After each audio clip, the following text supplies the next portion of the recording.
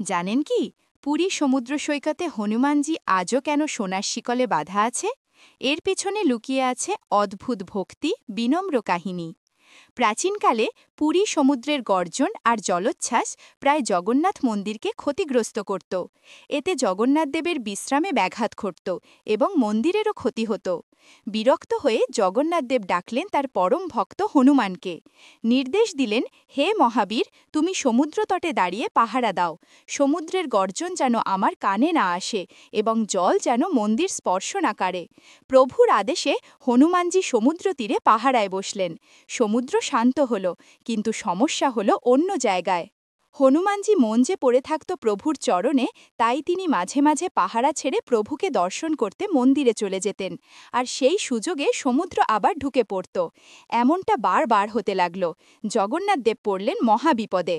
একদিকে ভক্তের ভালোবাসা, অন্যদিকে মন্দিরের সুরক্ষা। অবশেষে উপায় না দেখে প্রভু জগন্নাথ হনুমানজিকে ভালোবাসার সোনার শিকল দিয়ে সমুদ্র তীরেই বেঁধে রাখলেন, যাতে তিনি আর পাহারা ছেড়ে যেতে না পারেন। আজও পুরীর বেড়ি হনুমান বা দড়িয়া মহাবীর মন্দিরে গেলে দেখা যায় বজরঙ্গ বলি সেই শিকলে বাঁধা অবস্থায় দিনরাত প্রভুর সেবা করে চলেছেন। যদি সত্যি জগন্নাথের ওপর বিশ্বাস থাকে, তাহলে ভিডিওটি লাইক ও সাবস্ক্রাইব করুন।